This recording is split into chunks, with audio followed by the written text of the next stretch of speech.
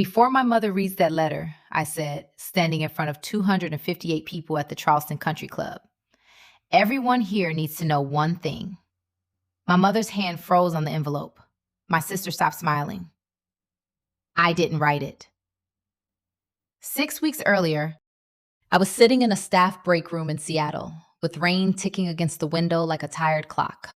There was nothing dramatic about that afternoon. No thunder, no warning, no cold wind blowing open a door like life had hired a cheap stage manager.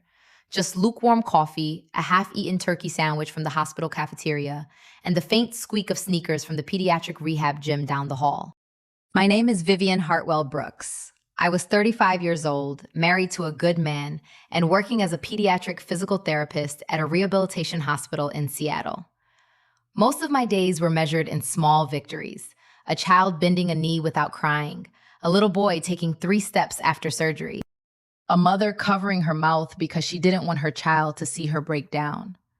That was the kind of healing I understood. Slow, honest, no spotlight required. My phone buzzed beside my coffee. The message was from Denise Porter, a girl I had known back in Charleston. We had not been close in years, but Charleston was the kind of place where people could ignore you for a decade and still know what color dress your mother wore to Easter service. Denise had sent a photo. Under it, she wrote, "Vivian, is this real? I didn't know you came home." I tapped the image. For a moment, my eyes refused to make sense of it. It was a glossy fundraising brochure, cream paper, gold lettering, tasteful, expensive, southern enough to smell like magnolias and old money through the screen. On the cover was a photograph of me at 18, wearing a white dress beside my mother outside St. Mark's Episcopal Church. My hair was pinned too tightly. My smile looked polite enough to pass inspection. My mother, Lillian Hartwell, had one hand on my shoulder like she was blessing me for the public. Across the bottom, in elegant script, were the words, "From silence to grace, our daughter came home." I stared at the sentence until the letters blurred. Our daughter came home. I had not gone home. I had not made peace with my mother. I had not approved a brochure, a campaign, a speech, a photograph, or whatever polished fairy tale she had wrapped around my absence. I had not given anyone permission to turn my private pain into a centerpiece. I pinched the screen wider. Inside the brochure was the name of the campaign, the Vivian Hartwell Family Renewal Center. Below it was the mission line, helping estranged families rebuild trust, restore dignity, and find their way back to one another. My stomach dropped. There was more. Fundraising goal, $1,085,000. Committed pledges and restricted gifts to date, $987,000. Nearly $1 million had already been promised to a place carrying my name. I sat there so still the motion sensor light in the break room clicked off above me. That was when the room changed. Not physically. The coffee was still bad. The rain was still falling. Somebody down the hall laughed at something normal. But the air around me seemed to thin, like the world had quietly stepped back and left me alone with the truth. My mother had done many things in my life. She had corrected my posture before church. She had told me my honesty made people uncomfortable. She had smiled at guests while pressing her nails into my wrist under dinner tables. She had turned every argument into proof that I was too sensitive, too difficult, too determined to ruin beautiful things. But this was different. This was not just a family lie whispered over Thanksgiving leftovers. This had letterhead. This had donors. This had my face. I scrolled again, slower this time, because apparently human beings enjoy confirming disaster in high resolution. The brochure described a daughter who once believed distance was the only way to survive pain. It praised a mother who never stopped waiting. It said my private journey had inspired my family to create a center where other wounded families could learn what we had learned. We. That word burned worse than anything else. There had never been a we. There had been my mother's version, my father's silence, my sister's smirk, and my exit from Charleston with 2 suitcases and a wedding invitation nobody in my family bothered to answer. Viv? I looked up. Owen stood in the doorway, still wearing his navy rain jacket from the school parking lot. He taught history at a public high school, which meant he had the patience of a saint and the posture of a man who had survived ninth graders explaining government to him.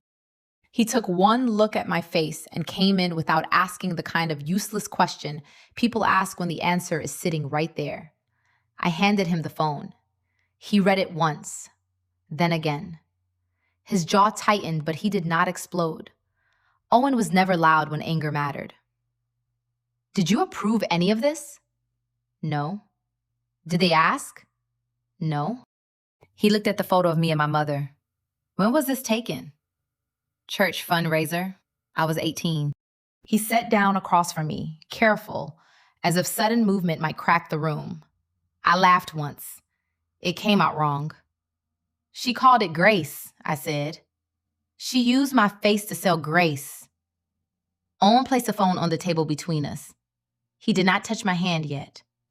He knew me well enough to let me decide when I could bear kindness. What do you want to do first? He asked. That was why I loved him. Not because he always knew what to say. Nobody does.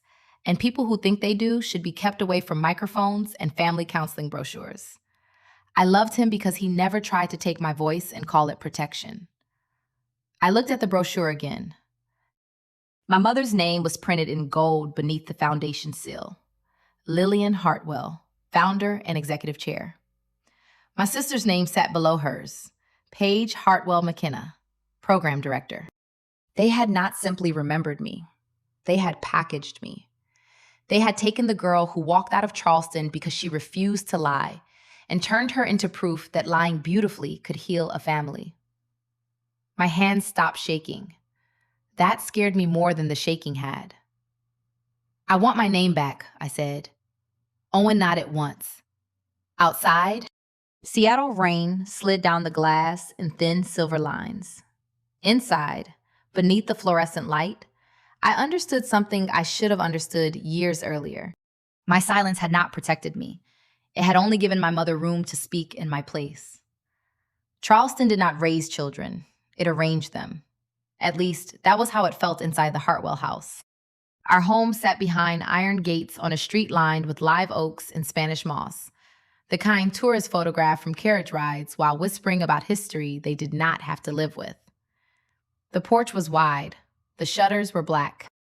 The silver was polished every Thursday by a woman my mother called a blessing, and paid barely enough to keep smiling. Southern grace, as I learned early, often came with a receipt someone else had to swallow. My father, Conrad Hartwell, built luxury townhomes, office parks, and carefully worded reputations. Men shook his hand at Rotary breakfasts. Bankers returned his calls. Pastors nodded when he entered a room. He was not cruel in any obvious way, which made his failures harder to explain. He rarely yelled. He rarely ordered. He simply looked away when looking would have cost him peace. My mother, Lillian Hartwell, was different. Lillian did not enter rooms. She softened them. Pearl earrings, pale lipstick, a hand over her heart at the right moment. She knew the name of every donor's grandchild and every pastor's wife's favorite flower. At charity luncheons, she spoke about mercy with such warmth that strangers dabbed their eyes with linen napkins. At home, mercy had rules. Do not embarrass the family. Do not correct your mother in public. Do not bring up private matters at the dinner table. Do not make people uncomfortable with facts they did not ask for. My younger sister Paige understood those rules almost before she could spell her own name. Paige was 5 years younger than me, with soft brown curls and a camera-ready smile. She knew how to lean into Mother's shoulder when photographers came near.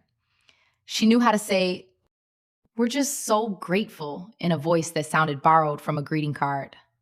I was not built that way. I studied too hard, asked too many questions, and stood too stiffly in family portraits. When people said something false, my face changed before my mouth could stop it. Mother called that an unfortunate lack of social generosity, which was Charleston code for, "This child may one day ruin brunch." The first time I understood what she really wanted from me, I was 18. It was a spring fundraiser at St. Mark's Episcopal Church. The fellowship hall smelled of lilies, coffee, and expensive perfume. Women in pastel dresses carried auction baskets wrapped in cellophane. Men in navy blazers spoke near the punch bowl as if God himself had asked them to discuss zoning permits. Mother had chosen a white dress for me and pinned my hair until my scalp ached. 20 minutes before I was supposed to speak, she pulled me into the bride's room beside the chapel. "You look like you're attending the funeral of your own family," she said. "I'm nervous." "No, Vivian, you're resistant. There is a difference." I remember staring at her in the mirror. She stood behind me, perfect and calm, adjusting the clasp at my neck. "All I'm doing is reading the speech you wrote," I said. She smiled, but her eyes stayed flat. "You are representing us. Try not to make love look like a burden." That was Mother's gift. She could cut you so neatly, it took years to find the scar. A few minutes later, I stood at a podium under soft yellow lights and read a speech about the warmth of the Hartwell family. I spoke about generosity, faith, and the duty to care for one another. People nodded. Mother smiled from the front row. Paige sat beside her, hands folded, glowing with pride that cost her nothing. My father stood at the back wall, arms crossed, expression unreadable. I kept waiting for him to notice that my voice did not sound like mine. He never did. Afterward, Woman hugged Mother and told her what a beautiful daughter she had raised. Mother touched my shoulder and said, "We're blessed." Her nails pressed lightly through the fabric of my dress.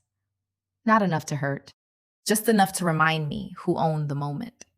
That night, while Paige ate cake in the kitchen and Father took a business call on the porch, Mother found me near the staircase. "You did well," she said. I should have thanked her. That was the expected line. Instead, I said, "It wasn't true." Her smile disappeared so slowly it felt rehearsed. "Vivian," she said, "you always ruin beautiful things with unnecessary truths." I was 18, and I did not yet have the language for what she had taught me. Years later, I would understand. In the Hartwell family, a lie spoken gently was called grace. A truth spoken plainly was called cruelty. And if a daughter could not smile while being rewritten, then the problem was never the rewriting. It was the daughter.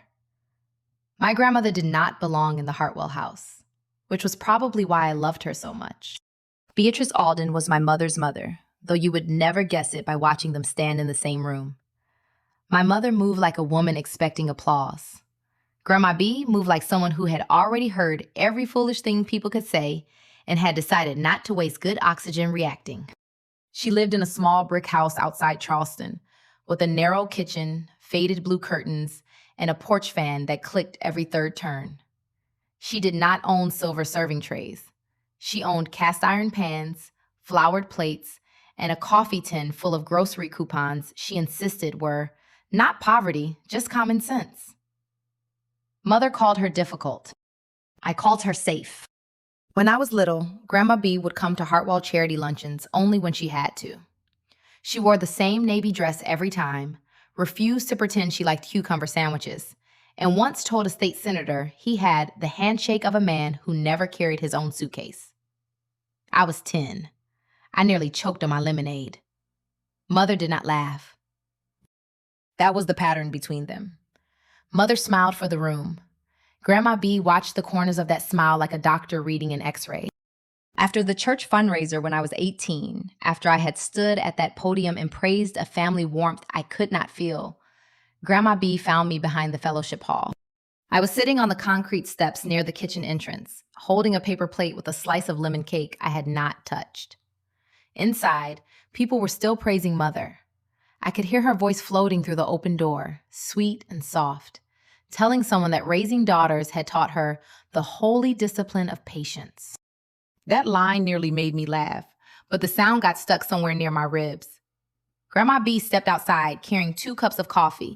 "You planning to eat that cake or preserve it for historical study?" she asked. "I'm not hungry."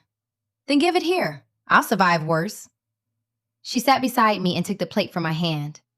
For a while, she said nothing. That was one of her gifts. She did not rush pain just because silence made other people uncomfortable. Imagine that. A human being allowing another human being to breathe. Civilization almost had a chance. Finally, she looked toward the door. Your mother had you reading her version again. I stared at my shoes. Everyone liked it. Oh, people like pretty rapping. Doesn't mean there's anything decent in the box. I whispered. Maybe I'm the problem. Grandma B turned so sharply the coffee almost spilled. No, ma'am. That was all she said at first. Just 2 words, flat and final, like she had slammed a gate shut. Then her voice softened. Vivian, listen to me. A family can ask things of you. Help, patience, forgiveness sometimes. But nobody, not your mother, not your father, not any blood relative wearing Sunday pearls, gets to use your name for something your soul never agreed to. I looked at her. She touched my chin, lifting my face with 2 fingers. Never let anyone put your name on something your heart never signed. At 18, I thought she was talking about speeches, maybe invitations, maybe the way mother always made my smile part of her decorations. I did not know that one day a glossy brochure would carry my face across Charleston. I did not know a donor packet would claim gratitude I had never felt. I did not know my mother would build a fundraising campaign out of a daughter she had never bothered to understand. Grandma B knew people better than I did. Maybe that was the curse of growing older with your eyes open. Before she died, she left me a small envelope with my name written in her slanted handwriting. Inside was no money, no jewelry, nothing a Hartwell would frame for display. Just a recipe card for peach cobbler and a note. Your voice is yours. Keep it where liars cannot reach it. I kept that note folded inside an old copy of Jane Eyre for years. When Denise sent me the brochure in Seattle, I did not think of my mother first. I thought of Grandma B. I thought of her sitting on those church steps, eating my untouched cake, warning me in plain language that love without consent was not love at all.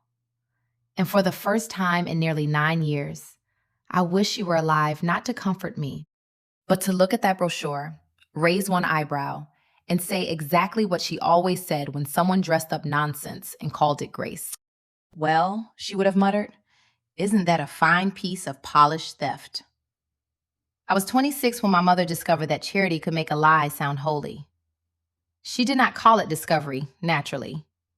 Lillian Hartwell never discovered anything. She unveiled things. She announced things. She gathered donors under white tents, offered them chilled Chardonnay, and made them believe generosity had personally sent them an engraved invitation. The Hartwell Family Bridge Foundation began in our dining room on a Thursday evening in late May. Mother had arranged white peonies down the center of the table. My father sat at the head, reading a folder of projected costs between bites of ribeye. Paige sat beside Mother, glowing like she had been freshly polished.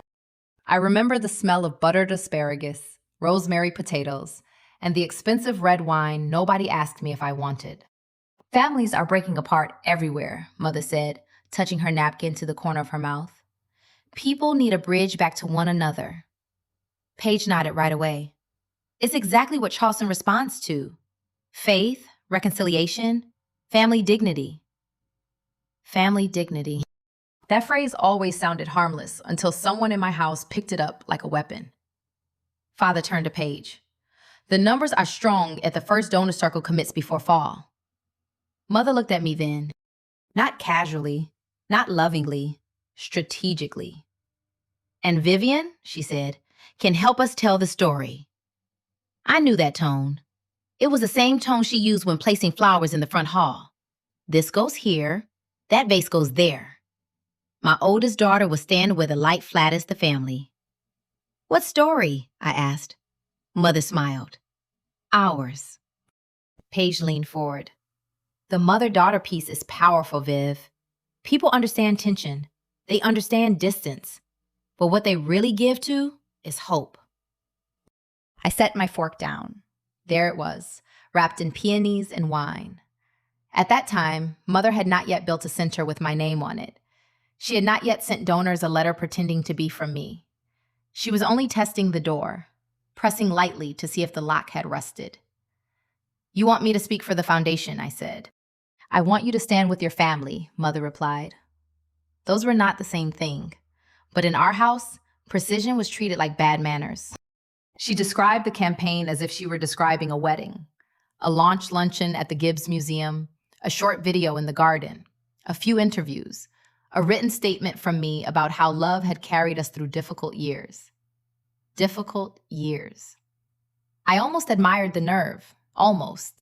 There is something breathtaking about a person trying to still your pain while sitting across from you chewing steak. What would I be saying? I asked. Mother held my eyes. That even strong families have seasons of misunderstanding. I wasn't misunderstood. Paige sighed. Vivian. No, I said. If you want me to say we had conflict, fine. If you want me to say we're working on it, maybe. But I'm not telling Charleston that we healed something we haven't even named. The room cooled by several degrees. Father kept looking at the folder. Mother's voice lowered. This foundation can help real people. Then help them with the truth. Paige gave a small laugh, the kind meant to make the listener look dramatic. You always do this. You take something beautiful and drag it into court like a hostile witness. I turned to my father. Dad? He looked up as if I had called him from very far away. Do you think I should lie so donors feel better? His face tightened. Not with anger, with discomfort, which in my family was treated like a medical emergency. Your mother knows how these things work, he said. That was it. No defense, no question, no curiosity about why his daughter's hands were clenched in her lap beneath the table. Just a sentence wide enough for him to hide inside. Mother leaned back, satisfied before she even spoke. Vivian, nobody is asking you to lie. We are asking you to honor the larger truth. The larger truth, I repeated. Yes. That families survive, that love remains. I looked at Paige. She was watching me with that bright, impatient expression she wore whenever I refused to make Mother's life easier. Then I looked at Father, who had gone back to his papers, and I understood something cleanly. In the Hartwell house, truth was not what happened. Truth was whatever version could sit upright at a luncheon without embarrassing anyone. I won't do it, I said. Mother's eyes hardened first. Her smile followed, arriving late like a guest who knew the party was over. You are making a mistake. No, I'm refusing to become a decoration for a wound you won't admit exists. Paige pushed her chair back. You are impossible. Only when people ask me to lie. Father said my name once, tired and warning. Vivian. But I was already standing. The white peonies looked perfect under the chandelier. The table looked perfect. My mother looked wounded in exactly the way she wanted witnesses to remember. I left my napkin beside the untouched wine glass and walked out before anyone could turn my refusal into another symptom. Behind me, Mother said softly, one day you'll understand what you cost this family. I did not turn around, because I already understood the price. I was the only one refusing to pay it with my name. I met Owen Brooks in a room full of folding chairs, bad coffee, and people pretending a professional training seminar was not slowly draining the will to live from their bodies. It was in Seattle, during a pediatric mobility workshop. I had flown in from Charleston for 3 days, hoping to learn better post-surgery support techniques for children with orthopedic injuries. Owen was there because his public high school was starting an adaptive physical education program, and he wanted to understand what his students actually needed instead of just nodding through district paperwork like a trained lamp. He asked good questions, not impressive questions, not the kind men ask because they want the room to admire the shine on their brains. Good ones, practical ones, kind ones. How do we keep a student from feeling singled out if they need modified movement? What should a teacher never say after a kid falls? What does progress look like when it isn't visible yet? I noticed him before he noticed me. At lunch, he sat beside me with a paper plate and a sandwich that looked like it had been assembled during a power outage. You're from Charleston, right? He asked. That obvious? You said y'all twice and looked personally offended by the coffee. It deserves to be prosecuted. He laughed, and it was not polished. That was the first thing I liked about him. Owen did not know my family name. He did not know Hartwell Development. He did not know my mother's charity luncheons, my father's country club handshakes, or Paige's talent for smiling as if cameras owed her money. To him, I was just Vivian, the woman who corrected a presenter's outdated rehab protocol with the calm fury of someone trying not to throw a pin. We kept talking after the seminar. Then we kept calling. Then, slowly, without drama or strategy, or anyone arranging flowers around it, I fell in love. When I brought Owen to Charleston, my mother treated him with the kind of courtesy that should have come with a warning label. She served crab cakes, she asked about his work, and she smiled as if teaching public school were a charming hobby people did before joining the real world. "So, you work with teenagers," she said, lifting her wine glass. "That must be character building." Owen smiled. "It is. Mostly theirs. Some days mine." My father gave a small chuckle. Paige did not. Later that night, Mother found me in the hallway outside the guest room. "He seems very sincere," she said. I waited. With Mother, the word before the knife was usually soft. "But he doesn't understand our world." "Our world?" "Oh, don't make that face, Vivian. You know what I mean." I did. That was the ugly part. She meant Owen did not come from old Charleston money. He did not belong to the right clubs. His parents were not on donor lists. His job served children whose last names would never appear on hospital wings or museum plaques. "He understands me," I said. Mother's eyes narrowed slightly. "That is not the same as being able to stand beside you." Paige delivered her opinion the next morning over coffee, because apparently cruelty needed breakfast service. "You're marrying down to make a point," she said. I looked at her over the rim of my mug. "The point being what?" "That you're different. That you're above all this." "No," I said. "The point is that I want a life where love doesn't need an audience." Paige rolled her eyes. "That sounds exhausting." "Well, it probably is if you've never tried it." That was the last civil morning we had for a long time. Owen proposed 6 months later in Seattle on a gray Saturday near Green Lake. No violinist, no photographer hiding in a bush like romance had become a wildlife documentary. Just rain, wet leaves, and a man with shaking hands asking if I wanted to build a life with him. I said yes before he finished the sentence. When I told my parents, Mother went quiet in that dangerous way of hers. "A wedding in Seattle," she said. "How practical." "It's where we live." "It is where he lives." "No, Mom, it's where I live now."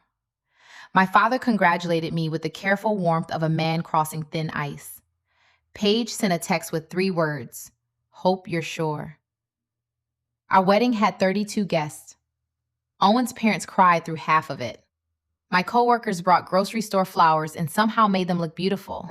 One of Owen's students sent a handmade card with a lopsided heart on the front. No one from my family came. Mother had a hospital gala. Father had an investor meeting in Atlanta. Paige mailed a silver picture frame and a card that read, "Hope this is what you wanted." After the reception, I sat on the edge of the hotel bathtub in my wedding dress and cried so hard my ribs hurt. Owen found me there. He did not tell me not to cry. He did not say they would come around. He did not insult them to make me feel brave. He just sat on the floor outside the bathroom door and stayed. After a long while, I opened the door. "My family didn't show up," I said. Owen looked at me, steady and heartbroken for me. "I did," he said. That was the first honest wedding gift I received. I folded Paige's card and put it in a shoebox with the program, 1 dried flower, and the earrings Grandma B had left me. Not because I wanted to remember the hurt, because I wanted to remember the day I stopped begging people to bless a life they had never cared enough to understand. For almost 9 years, I thought my father had chosen not to know me. Not dramatically, not with slammed doors or angry letters. That would have been easier, honestly. Anger has a shape. You can push against it. What my father gave me was thinner than anger. Polite distance. On his birthday, I sent a card. For Thanksgiving, I sent an email. At Christmas, I mailed a photo of Owen and me standing in front of a crooked little tree in our Seattle apartment, both of us wearing sweaters his mother had bought on sale and insisted were festive, not ugly. My father usually answered, "Glad you're well. Hope work is good. Take care of yourself." 3 lines, sometimes 2. Never cruel, never warm enough to trust. I told myself he was disappointed. I told myself he did not know how to forgive me for leaving Charleston, marrying Owen, and refusing to become the daughter my mother could place beside floral arrangements at charity luncheons. What I did not know was that my mother had built a fence and called it concern. Years later, I learned how simple it had been. Mother told my father I needed therapeutic distance. She said direct calls might reopen old wounds. She said I was fragile about family contact, that I preferred communication to go through her until I felt ready. Then she gave him an old email address I barely checked. My father, who negotiated multi-million-dollar real estate deals before breakfast, accepted this arrangement like a tired man accepting rain.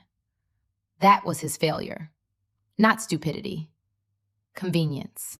It was easier to believe my mother's soft voice than to dial my number and risk hearing my hard truth. Meanwhile, life in Seattle became ordinary in the best possible way. Owen and I rented a 2-bedroom apartment with a dishwasher that sounded like an aircraft preparing for takeoff. We bought coffee from the same corner shop every Saturday. I learned which patients needed jokes, which needed silence, and which parents needed someone to tell them that fear did not make them weak. At the hospital, I was not Conrad Hartwell's daughter or Lillian Hartwell's difficult child. I was Mrs. Brooks when little kids wanted to sound grown up. I was Vivian when nurses needed help getting a stubborn 8-year-old to try the parallel bars again. I was the lady who doesn't lie about whether it's going to hurt, according to one boy with a cast full of dinosaur stickers. I liked that title best. Back in Charleston, my absence became useful.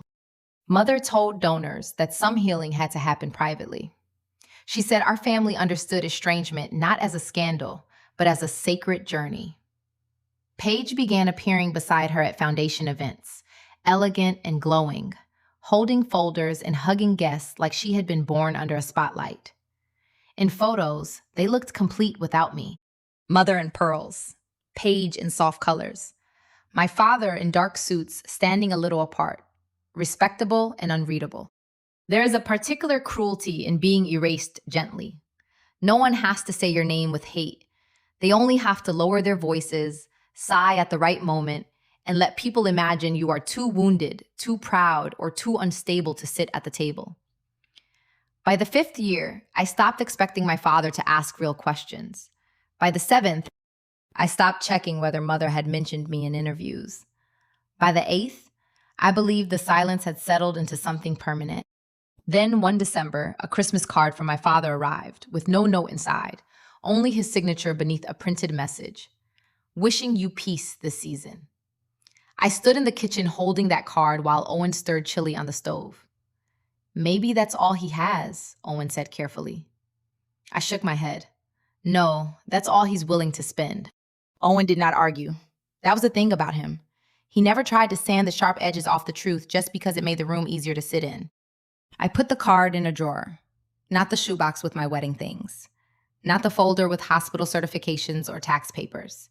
Just a drawer full of takeout menus, batteries, old keys, and all the small objects people keep because throwing them away requires too much decision.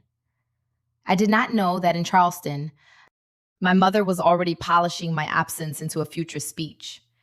I did not know Paige was learning how much money a missing sister could be worth. And I did not know my father, every time he failed to ask me one honest question, was helping them build the lie that would one day carry my name in gold lettering. Paige Hartwell McKenna was never loud about wanting my place. That would have been too honest. She preferred the softer method. A hand on mother's elbow during luncheons. A careful laugh when donors mentioned my absence. A sympathetic tilt of the head whenever someone asked whether I was still out in Seattle. Still out in Seattle. As if I had wandered into the woods and refused to come back for supper. After I left, Paige became the daughter Charleston could see. She stood beside mother at ribbon cuttings, church breakfast, holiday food drives, and every foundation event where white flowers and soft lighting could make wealthy people feel brave for writing checks. In photographs, Paige looked effortless. Pale dresses, smooth hair, one hand lightly touching Mother's back, the other holding a folder marked with the Hartwell Family Bridge Foundation seal. Mother called her my right hand. Paige called herself program director. I would learn later that the title came with a salary larger than the foundation size could comfortably explain. Not outrageous enough to make people gasp at first glance. That would be vulgar. And the Hartwells avoided vulgarity the way vampires avoid porch sunlight. But high enough, comfortable enough, useful enough. Paige and her husband Trevor bought a house in Mount Pleasant with double porches, a wide kitchen island, and a mortgage that should have made two sensible adults sit down with a calculator and an ice pack. They did not. There was a new white SUV in the driveway, weekend trips to Kiowa, resort photos.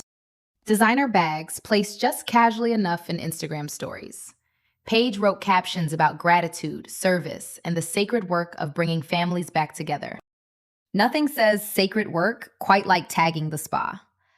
Trevor worked in high-end insurance and liked people thinking he was doing better than he was.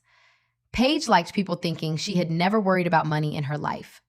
Together, they built a marriage out of polished surfaces and quiet bills. When expenses grew teeth, the foundation softened the bite. A donor dinner became community engagement. A hotel stay became outreach travel. A weekend retreat became family leadership development. Maybe some of it could be explained. Maybe some of it started small, with Paige telling herself she had earned a little comfort for carrying Mother's vision. People rarely walk into wrongdoing wearing a billing cape. They drift there holding a receipt and a good excuse. But excuses have appetites. The larger the foundation became, the more Paige needed it to keep growing. Growth meant praise. Praise meant donors. Donors meant events, reimbursements, committees, and a reason for Paige to remain indispensable. Then Mother found the perfect story. Me. Not me as I was, obviously. That would have been inconvenient. The real Vivian had married a public school teacher, built a life in Seattle, and refused to lie for a room full of donors. The useful Vivian was softer, wounded, grateful, quietly healed by the patient love of a mother who never stopped waiting. That version of me did not object. That version did not hire attorneys. That version looked beautiful in old church photographs. From what I later pieced together, the idea began during a planning session for the foundation's next major campaign. The board wanted something emotional but specific. Donors were tired of broad mission statements. They wanted a story they could hold in one hand with a pledge card in the other. Mother offered estrangement. Paige offered resolution. Together, they created a daughter who had come home, without requiring the actual daughter to enter the room. Paige knew which old photo to use. She had access to family archives, event folders, scanned church programs, and years of emails I had sent Dad before I understood he was barely receiving them. She knew my phrases, my rhythm, the careful way I wrote when trying not to sound hurt. That knowledge should have made her pause. Instead, it made her useful. One afternoon, according to an assistant who later spoke to Marion, Paige stood in the foundation office reviewing mock-ups for the campaign brochure. The designer had placed Mother's portrait on the front. Paige shook her head. "No," she said. "Make Vivian the emotional hook." The emotional hook. That was what my sister called me when she thought no one who loved me was listening. Mother approved the change. The campaign became the Vivian Hartwell Family Renewal Center. My photograph moved to the cover. My absence became a journey. My silence became consent. My pain became brand architecture, which is apparently what happens when a family runs out of shame but still has access to good stationery. At one point, someone in that office must have asked whether I had approved it. I know because there was always one person in every room still burdened by common sense. Paige's answer, I was later told, was light and quick. If Vivian wanted a voice here, she shouldn't have walked away. That sentence explained my sister better than any childhood memory could. She did not believe I had been pushed. She believed I had forfeited. And once she believed that, my name became available. I called my mother that night from our kitchen table. Owen sat across from me, silent, one hand wrapped around his coffee mug. He had already read the brochure 3 times. Each time, his face had gone a little harder, as if some private door inside him was closing. The line rang twice. "Vivian," Mother said, warm as candlelight. "What a surprise." That was Lillian Hartwell's specialty. She could make a woman feel rude for calling about her own stolen name. "Did you put my name on a fundraising center?" There was a breath of silence. Then she laughed softly. "Sweetheart, I wondered when someone would send that to you." Not if, when. My fingers tightened around the phone. "So you knew I hadn't seen it." "I knew you might need time to understand the heart behind it." "The heart behind using my face?" "Vivian." There it was, that little drop in her voice. The warning wrapped in velvet. I looked at Owen. He held my gaze but did not speak. "I want my name, my photo, and anything claiming to represent my story removed from every foundation document," I said. "Tonight." Mother sighed, not like a woman who had done wrong, but like a saint interrupted during prayer. "You always hear accusations where there is love. Love asks permission. Family should not have to." And the sentence landed so cleanly, I almost thanked her for finally saying the quiet part without lace over it. I stood and walked to the sink. Rain slid down the dark window, turning the reflection of my face into something blurred in odor. "I did not approve this center." "You inspired it." "I did not write a statement." "You lived the journey." "I did not come home." Her voice cooled. "This is bigger than you." That was the real gospel of my mother's life. Everything she wanted became larger than the person she took it from. She began talking about families in crisis, about parents who could not speak to their children, about children too proud to pick up the phone. She said donors were moved. She said the campaign had already given people hope. She said my resistance would hurt families who needed help. I had heard that trick before. Put a stranger's suffering between yourself and the person you harmed. Make them feel selfish for wanting their own name back. Humanity, truly innovative when it comes to dodging accountability. "Then help them without lying about me," I said. Mother's silence sharpened. "You left Charleston, Vivian. I left a house where nobody could tell the truth. You broke your father's heart. No, you used him as furniture in every room where truth made you uncomfortable." For the first time, she lost the softness. "Do not speak about your father that way." "Then stop speaking for me." Another pause. When she answered, her voice had gone public again, polished and wounded. "This is a family story, Vivian, not just yours." I sat back down slowly. There are moments when a person says something so revealing that the argument ends inside you. Not because you agree, because now you finally understand the size of the room you are trapped in. To my mother, I was not a daughter with consent. I was a chapter she owned because she had appeared in the book. "I'm putting this in writing," I said. That sounds hostile. No, hostile is raising nearly $1 million with my name before I know about it. You are being dramatic. "No, Mother, I am being documented." I ended the call before she could turn my voice into a symptom. Owen opened the laptop without asking. I drafted the email while he sat beside me, reading only when I pushed the screen towards him. "To the Hartwell Family Bridge Foundation," I wrote, "I formally object to the use of my name, image, likeness, personal history, marital name, and any statement implying my consent or participation in the Vivian Hartwell Family Renewal Center. I have not authorized this campaign. I have not provided a testimonial. I have not approved any fundraising material using my identity. I request immediate removal from all print, digital, donor-facing, and public materials." I read it twice. Then I sent it to the foundation office, mother, page, and the general board address listed on the website. The next morning, I mailed a certified letter to the foundation office in Charleston. 3 days later, the receipt updated. Signed by Paige H. McKenna. My younger sister had held my objection in her hand. She could never say she had not known. If you are listening to Vivian's story right now, Leave a like and tell us in the comments what advice you would give her at this moment. Because what comes next is not just a family argument. It is a public lie with signatures, donors, and a mother who still believes reputation can bury the truth. That evening, I printed the delivery receipt and placed it in a folder. The folder was plain manila, cheap, ordinary. Nothing like mother's cream paper and gold lettering. But it had one advantage over every brochure she had ever mailed. It told the truth. For 1 week, nothing happened. That was the first insult.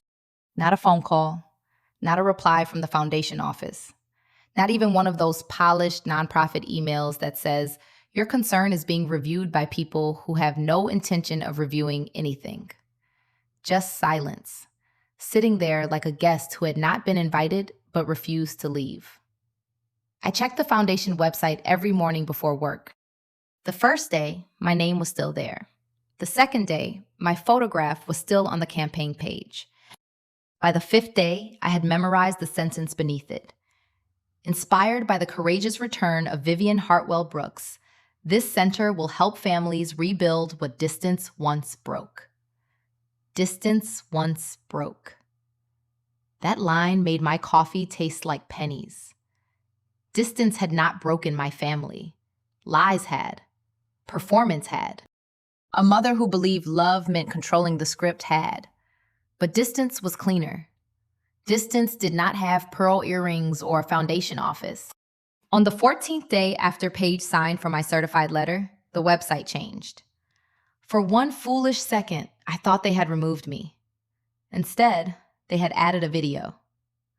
My mother stood in the garden behind the Hartwell house, beneath the old crepe myrtle trees. She wore a pale blue dress and the same gentle expression Charleston had mistaken for kindness for 30 years. My daughter Vivian has bravely allowed us to share her journey home, she said, looking straight into the camera. Her story reminds us that no family is beyond grace. I watched the video twice, not because I needed to, because disbelief, like most human habits, is stupidly repetitive. Owen came into the living room with a stack of papers from school. He saw the laptop open and set everything down. They posted that after your letter? After Paige signed for it? His face changed then, not loudly. Owen's anger had weight, not volume. That's not a misunderstanding, he said. No, that's a decision. I nodded. There is a strange relief in hearing someone name a thing correctly. It does not fix the wound. It only stops the wound from being dressed up as weather.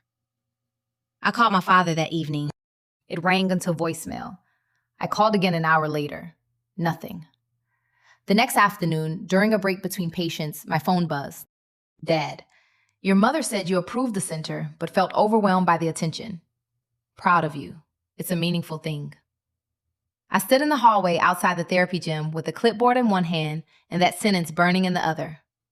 Proud of you. My father was proud of a daughter who did not exist. Not the woman who worked 12-hour days helping children learn how to trust their legs again. Not the woman who had tried year after year to send him pieces of her life across the country. Not the woman who had written a clear objection and mailed it to Charleston. He was proud of the version my mother had handed him, because that version required nothing from him. I typed 3 different replies. Did you ask me? Call me. Dad, she is lying. I deleted all of them. Not because I had nothing to say, because I finally understood that if I had to beg my own father to ask whether my consent existed, the problem was older than this campaign. That night, Owen made tea neither of us wanted. We sat at the kitchen table with the laptop between us. The apartment was quiet except for rain tapping the balcony rail and the old refrigerator humming like it had a legal opinion. I don't want to destroy the foundation, I said. I know. Some of those programs might actually help people. I know that too. But they can't help families by stealing from one. Owen pushed the mug closer to me. Then don't aim at the programs, he said. Aim at the lie. That was the first sentence that gave the anger a shape. So I made a list. Remove my name. Remove my image. Stop using my personal history. notify donors that I had not consented, preserve all campaign materials, review how this happened. And because the numbers on the website now made my skin crawl, require independent oversight before any restricted gifts were spent. Owen read the list and tapped the final line. This part needs a lawyer. I know. Someone in Charleston? I thought of Grandma B then. Not as a memory this time, but as a map. Years earlier, she had mentioned a lawyer she trusted. A woman who had helped a church charity clean up a board dispute without letting the pastor blame confusion for missing money, which is apparently a popular spiritual exercise. Marion Caldwell. I searched her name. Nonprofit governance, privacy claims, charitable solicitation disputes. Charleston, South Carolina. Her website was plain, almost ugly. No soft focus headshot, no dramatic promise of justice. Just credentials, case areas, and a phone number. I liked her immediately. The next morning, before my first patient arrived, I called Marion Caldwell's office and left a message with my married name, my birth name, and the sentence I still could not believe belonged to my life. My family is raising money with a story about me that is not true. Then I closed my phone, walked into the therapy gym, and helped a 7-year-old girl named Maya practice standing without holding the parallel bars. She looked terrified. So what if I fall? She asked. Then we learn where the floor is, I told her, and we try again. By noon, Marion Caldwell called me back. Marion Caldwell did not sound impressed by pain. That was the first thing I liked about her. When she called back, her voice was low, dry, and practical, like she had spent 40 years listening to powerful people explain why rules should bend around their intentions. Miss Brooks, she said, start from the first material you saw, not from childhood. I almost laughed. Most people, when they hear the word family, invite the whole circus into the room. Marion brought a broom and pointed at the first piece of paper. So I told her about Denise's message, the brochure, the photograph from St. Mark's, the campaign name, and the fundraising numbers. I told her I had called my mother, sent an email, and mailed a certified letter. I told her Paige signed for it. I told her the foundation posted a new video afterward anyway. Marion did not gasp. She did not say, "How awful," which was refreshing because awful had already introduced itself and taken a chair. She asked dates, exact dates, then names, then who received what, then whether I had copied the board address, then whether the brochure had come from a donor packet, a public mailing, or a private file.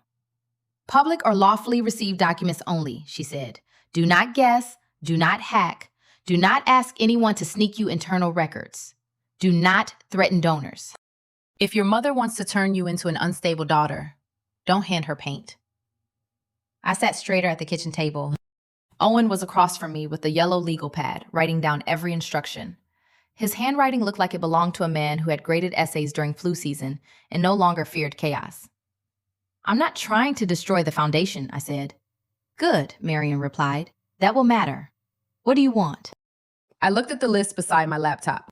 My name removed, my image removed. No statements implying I consented. Donors notified, materials preserved, independent review before any restricted funds are spent. That is a clearer answer than most people give me, she said. Most begin with wanting someone humiliated. I may want that too. Wanting it is free. Acting on it is expensive. There it was, the clean hands rule, though she had not caught it that yet. Marion explained that my strongest position was not outrage, it was documentation. My mother could dismiss emotion. She had done it my entire life. She could call tears instability, anger, bitterness, memory exaggeration. But she could not smile away a sent email, a certified receipt, and a website update dated after both. Your mother understands rooms, Marion said. You need to understand records. And then she paused. Your grandmother was Beatrice Alden, wasn't she?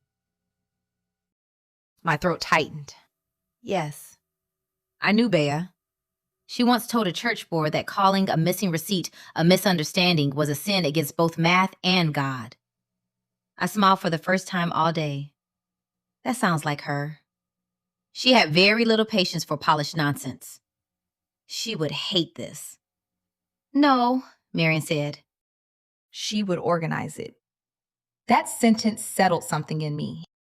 We scheduled a video call for that evening. Marianne appeared on screen from an office with dark shelves, no flowers, and a brass desk lamp. Her hair was silver, cut blunt at her chin. She wore no pearls. Charleston probably considered that an act of rebellion. Together, we built the first evidence file. Folder 1, the brochure Denise sent, saved with the original message. Folder 2, screenshots of the campaign page, including timestamps. Folder 3, the garden video, downloaded from the public website and logged by date. Folder 4, my email objection. Folder 5, the certified mail receipt with Paige's signature. Folder 6, Dad's text saying Mother told him I approved the center. Marion made me label everything as if a bored stranger would one day read it in bad lighting. Never make a reviewer work to understand your timeline, she said. People are busy. Make the truth easy to follow. Then she told me to pull the foundation's public form 990 filings and state charity registration records. Do not play accountant, she warned. Just gather.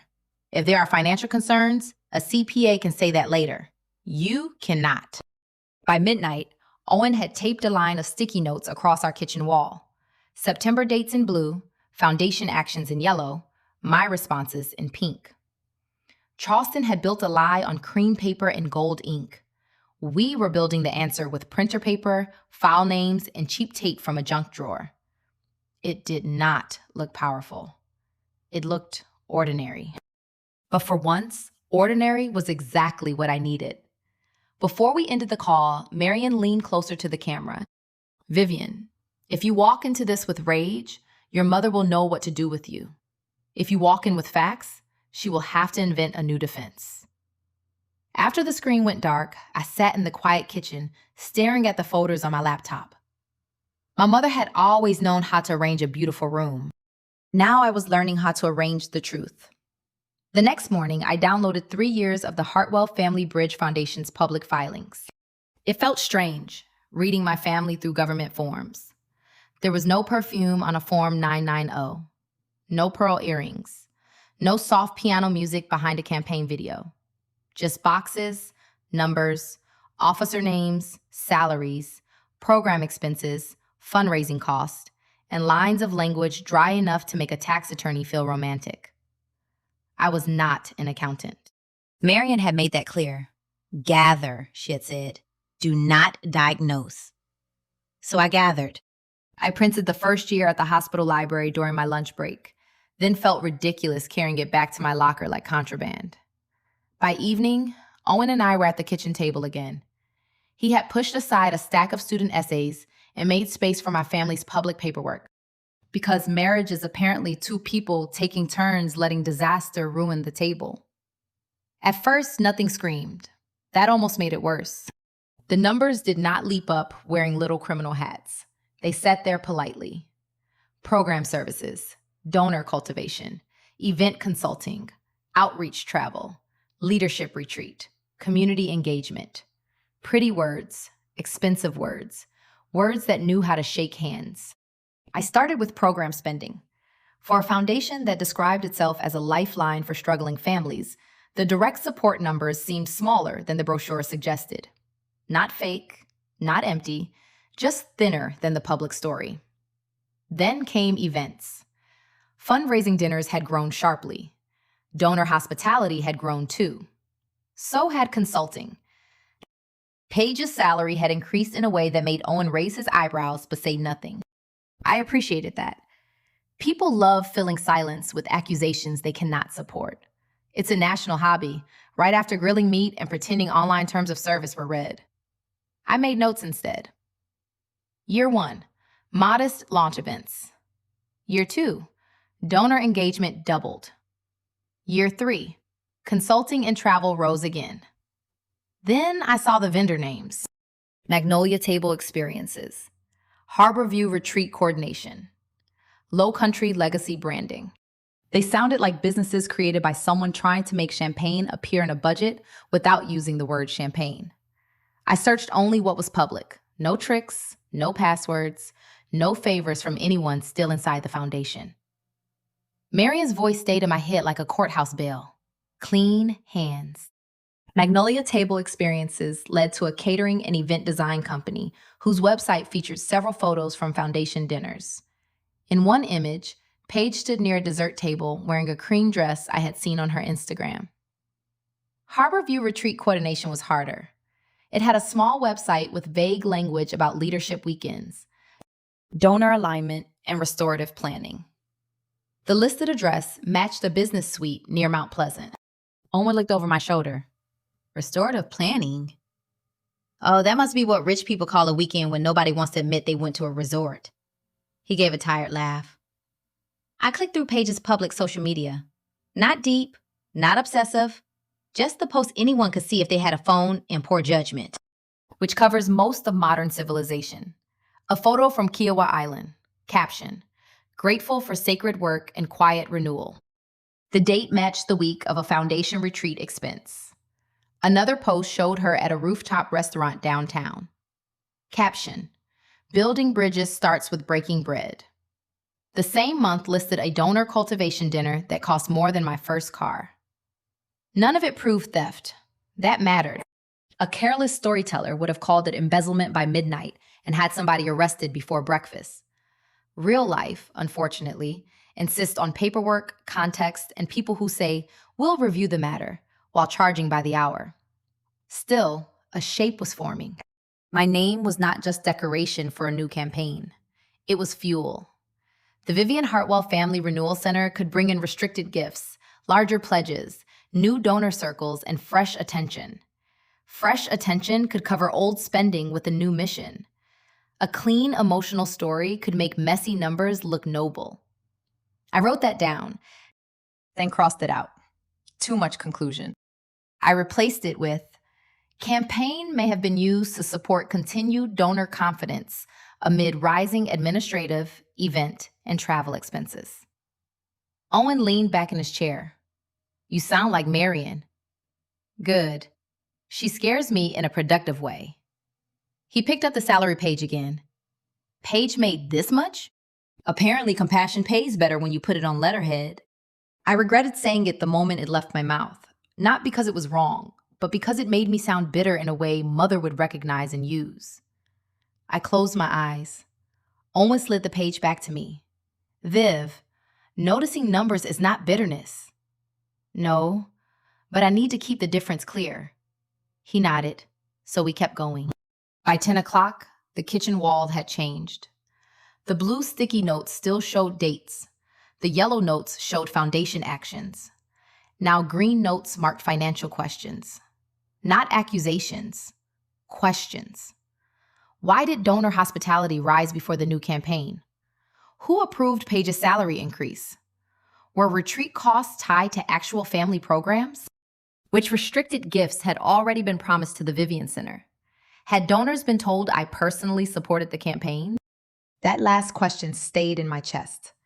Because the money mattered, but it was not the first theft. The first theft was the right to decide whether my pain could be used as proof. Near midnight, I saved the financial notes into a folder labeled Public Filings Review. Then I added one more document, Questions for Independent CPA. I stared at the title for a long time. My mother had built her life on rooms where people trusted tone more than truth. Paige had learned to survive by making expense reports sound like ministry. But numbers were patient. They did not care who cried prettiest. They waited quietly until someone lined them up and asked why they were standing there. Elaine Merriweather called me on a Tuesday morning while I was helping a 6-year-old boy learn how to climb stairs again. His name was Caleb. He had one hand on the rail, one foot hovering over the next step, and the expression of a child who had decided gravity was a personal enemy. My phone buzzed in my scrub pocket. I ignored it. Caleb took the step. His mother cried into both hands. I clapped like he had just won the Boston Marathon, because in that room, he had. Only after I walked back to my office did I listen to the voicemail. Miss Brooks, this is Elaine Merriweather in Charleston. I knew your grandmother, Beatrice Alden. I'm calling regarding the Hartwell Family Bridge Foundation and the upcoming Coming Home Gala. I was hoping to speak with you before Saturday. The name made me sit down.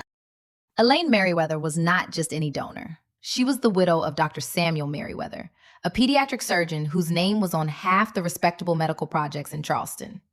She had old money, older manners, and the rare ability to make a room full of rich people behave as if adults were present. I called her back from the hospital parking garage. "Mrs. Merriweather, this is Vivian Brooks." "Vivian," she said, and there was no syrup in her voice, just age, control, and concern. "Thank you for returning my call." "You knew my grandmother?" "I did. Bea once told me I had too much confidence in charming committees." She was correct, unfortunately.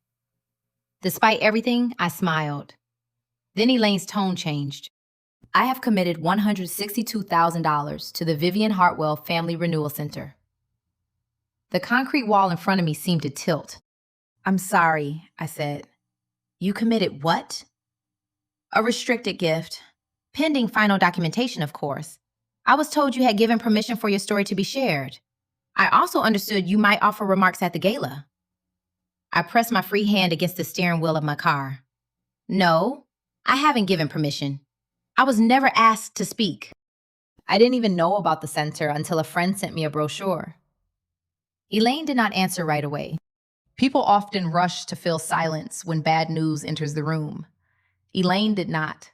She let the silence stand there and be ugly, like a civilized person with excellent spine. Finally, she said, "I am going to send you what I was given." Within 10 minutes, an email arrived. Subject, donor packet, Hartwell Family Bridge Foundation. I opened it from my laptop at home that evening with Owen beside me and Marion Caldwell on speakerphone. The packet looked beautiful, naturally. Cream background, gold seal, photographs of families sitting in sunlit counseling rooms, a smiling picture of my mother in the garden, Page's program summary, a pledge form, a gala invitation. Then I found the letter. "Dear friends," I read the first line and stopped breathing. The letter was written in my voice.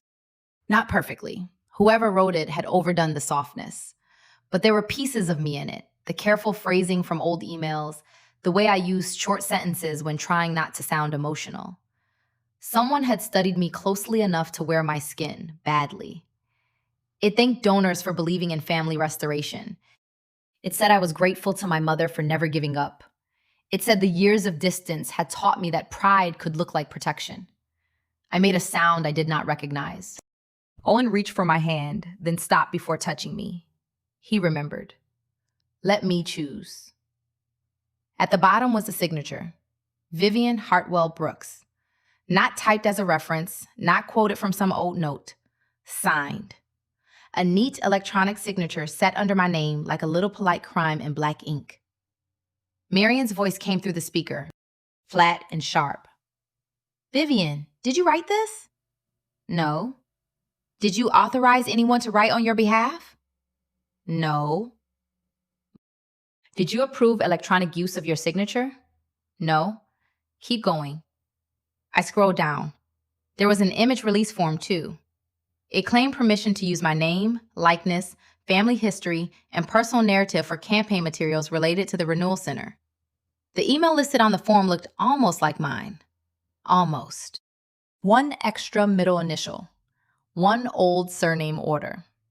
Close enough to fool someone who wanted to be fooled. Not close enough to be true. Owen stood up and walked to the sink. He gripped the counter with both hands. For the first time since this began, I saw him fighting not to say something cruel. Marion did not fight anything. "This is no longer just unauthorized use of a photograph," she said. "This is potential misrepresentation and donor-facing solicitation material." Elaine, still copied on the call, spoke then. "I was told Vivian had privately reconciled with her mother." "I have not," I said. "I was told she preferred not to be contacted directly until the gala." That was not true either. The old woman inhaled slowly. "Well," she said, "then I have been made a fool of." and I do not enjoy donating six figures to the privilege. It was the calmest, angry sentence I had ever heard. I almost respected it too much. Elaine did not threaten to burn the foundation down. She asked what would protect the families the programs claimed to serve, what would protect the donors from false solicitation, and what would protect my name from further use. That was the difference between power and performance. My mother performed goodness. Elaine expected records. By the end of the call, she agreed to stand with us, but only if every step stayed legal, documented, and clean. No ambush for entertainment, no leaked gossip, no emotional spectacle dressed up as justice. I looked again at the letter with my signature under words I had never written. My mother had not just taken my silence. Someone in that office had tried to manufacture my gratitude, and whoever had done it had made one fatal mistake. They had put it in writing. Marian Caldwell did not believe in dramatic entrances. She believed in agendas, timestamps, and making dishonest people sit under fluorescent truth until their stories sweated. The morning after Elaine sent the donor packet, Marian arranged a private call with two independent board members, Judge Harold Benton and Patricia Duvall. One knew law, one knew numbers. My mother had offended both. Elaine introduced me first. "This is Vivian Brooks," she said. "Not a symbol, not a theme, a person." Judge Benton looked into the camera. "Ms. Brooks, did you authorize the use of your name for the Renewal Center?" "No, sir." "Did you approve the donor letter?" "No." "Did you sign the image release?" "No." Patricia wrote on the yellow pad. Marian shared the file in order. The brochure, my removal email, Paige's certified receipt, the later video, Elaine's packet, the false letter, and the release form tied to an email address that almost looked like mine. Nobody interrupted. That was what made it heavy. "Mrs. Hartwell told the board you had consented privately," Judge Benton said. "She told my father the same thing." Patricia tapped her pen once. "And Paige signed for the certified objection before the material stayed online." "Yes," Marian said. "That is why timing matters." Elaine leaned closer. "Lillian cannot turn this into a family misunderstanding before donors arrive Saturday."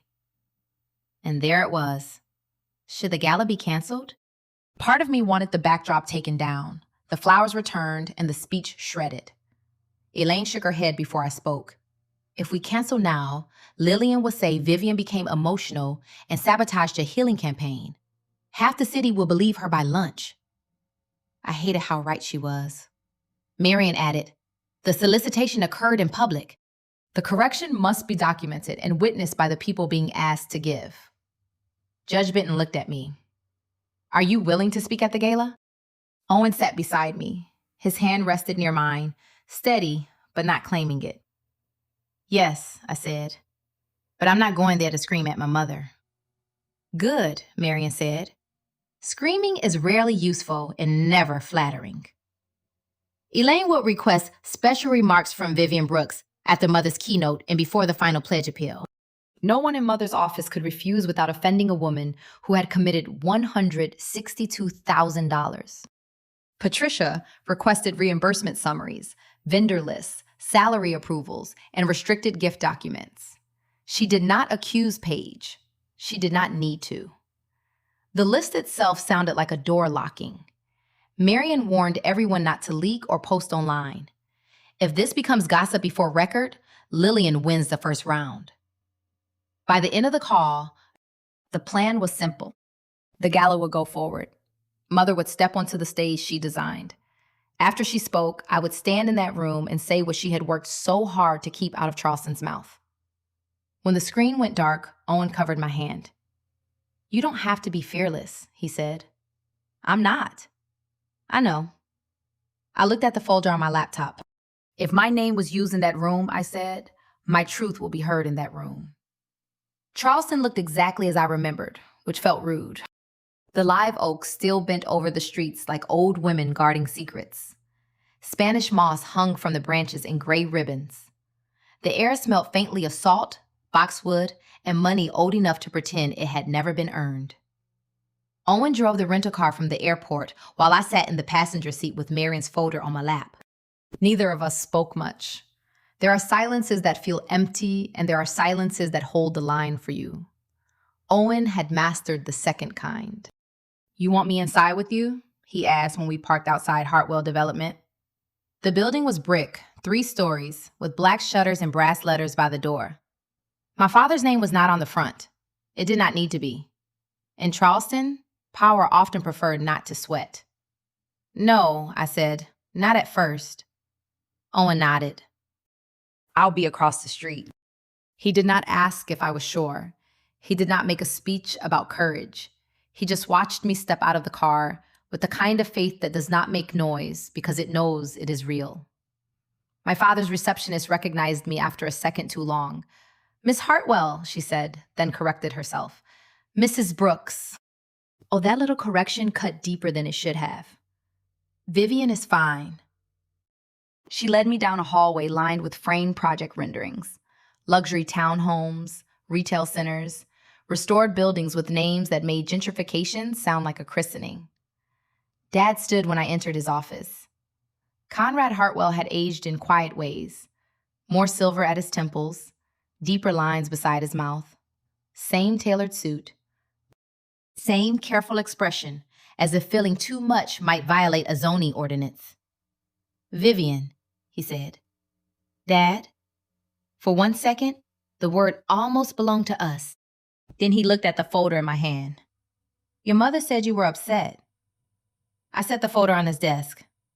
That's one way to describe finding out my family raised nearly $1 million with my name. His jaw tightened. "She told me you approved the center privately, but felt overwhelmed by public attention." "She lied." He flinched. Not because he disbelieved me, but because I had said the word without wrapping paper. "Vivian, your mother may have misunderstood." No, a misunderstanding does not sign for certified mail.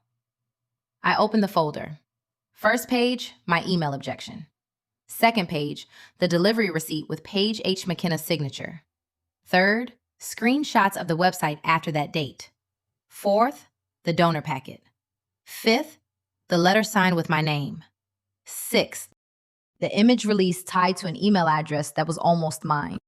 Dad read the first page too quickly, then slower.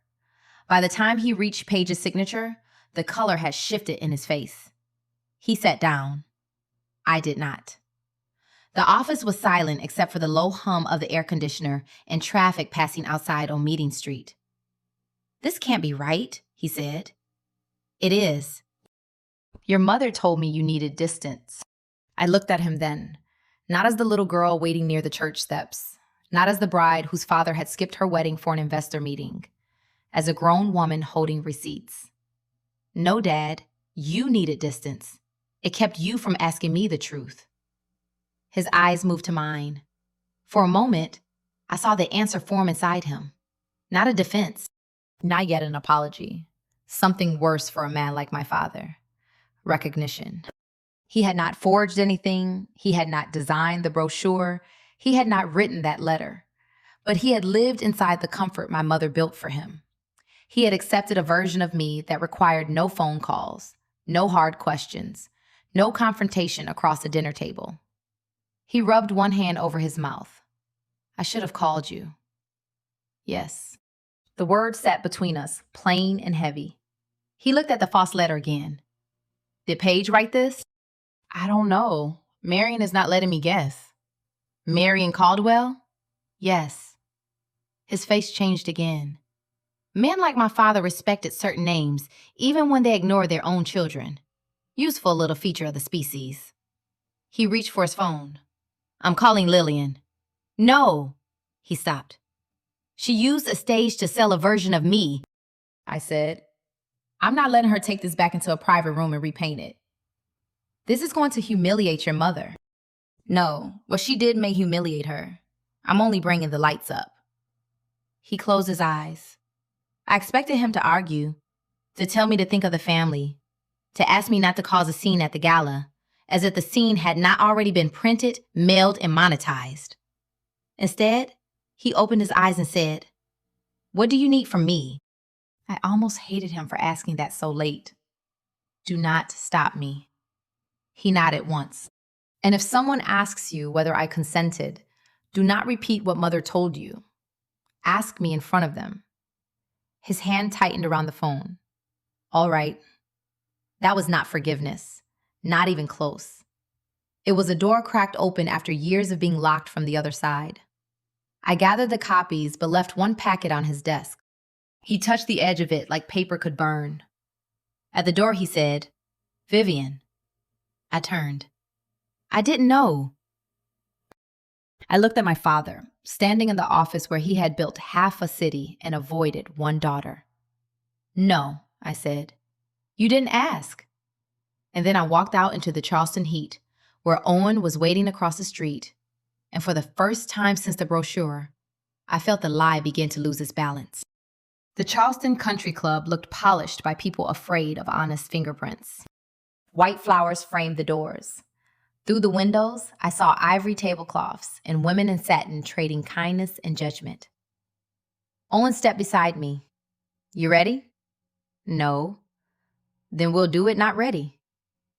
Marion Caldwell arrived in black with one slim folder. Elaine Merriweather came in pearls. People turned when she entered. Inside, the theme was everywhere. Coming home. Printed on programs, projected above the stage, stamped on cream cards at every table, and beneath it in elegant gold letters, the Vivian Hartwell Family Renewal Center. My name stood behind the podium, lit like a blessing. Guests laughed as if they had not walked into my stolen life. On each table sat a card with my old church photograph.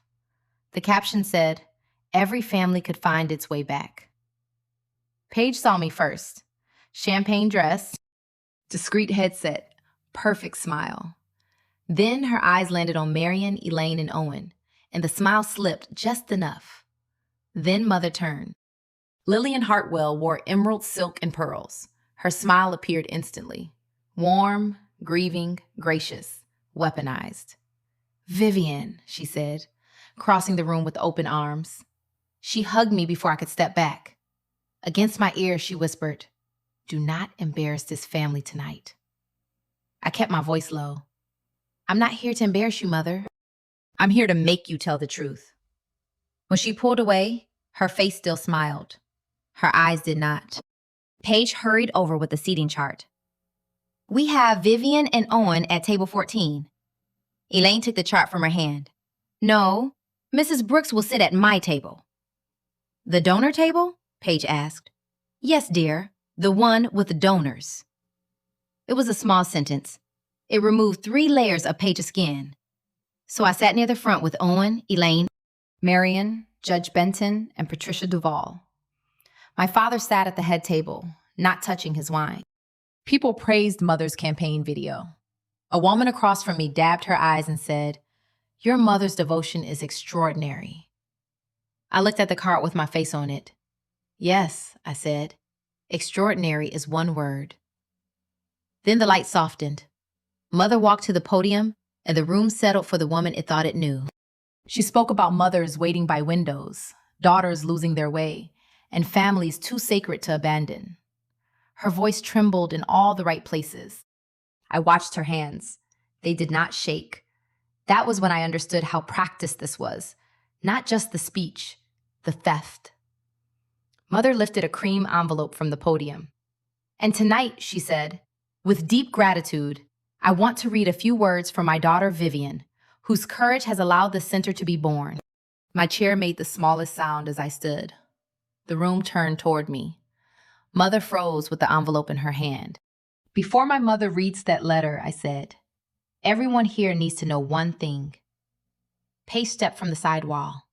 "Vivian, this is not the time." I looked at her, then at the donors, the board members, the pledge cards, and my name glowing behind the podium. "Yes," I said, "it is exactly the time." Paige's face tightened. "You're confused." "No," I said, "I'm documented."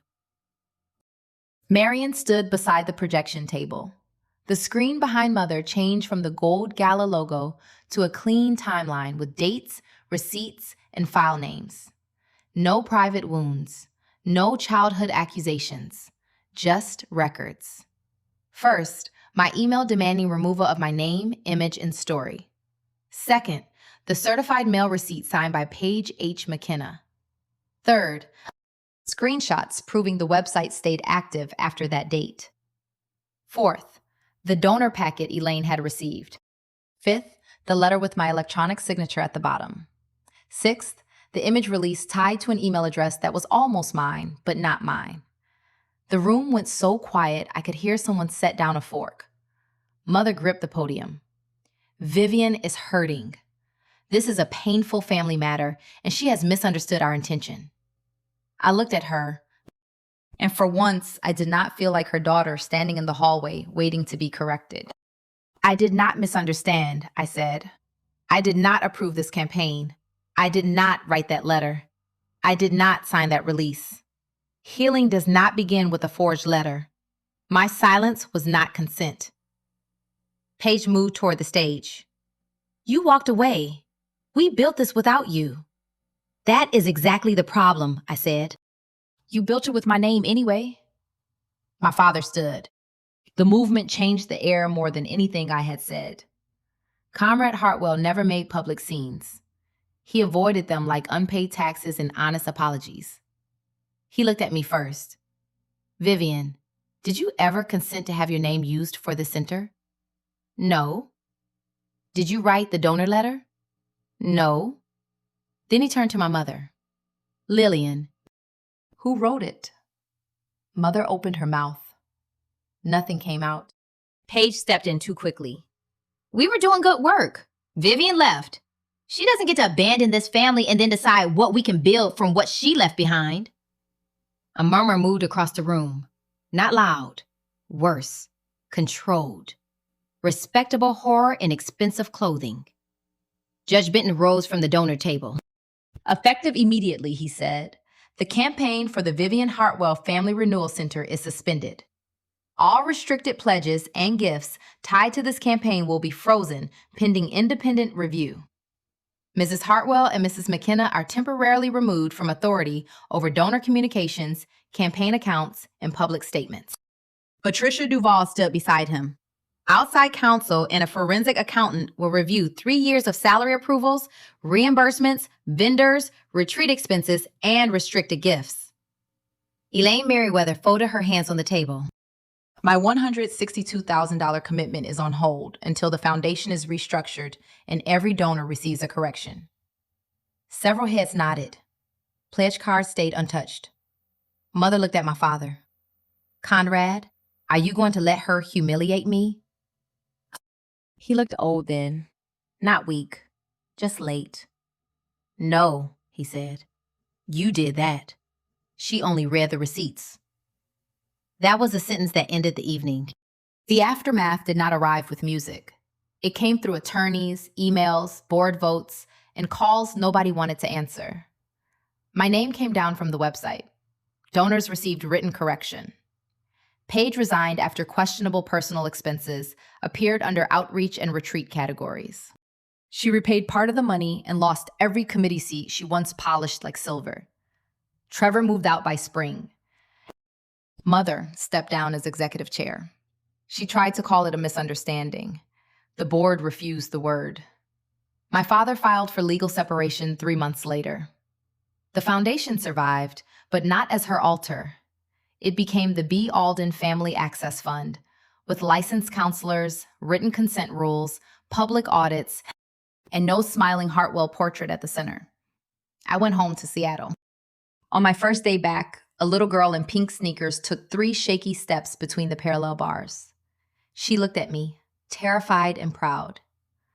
You don't have to walk fast, I told her. You only have to know this step is yours. And I heard Grandma B in that sentence. I had not won back my childhood. I had not turned my mother into someone honest. I had not made my father innocent. But I had taken back my name. And sometimes that is the only healing that tells the truth. Life teaches us this. Family does not have the right to sell your pain just because they appear in it. Truth may arrive late, but when it comes with receipts, even beautiful lies have to lower their eyes. If this story moved you, please leave a like for the channel. If you have any thoughts or advice, share them in the comments below and tell us where you are listening from. Thank you for staying until the end. Wishing you health, peace, and a life where your voice remains your own. See you again in the next story on Revenge Glow.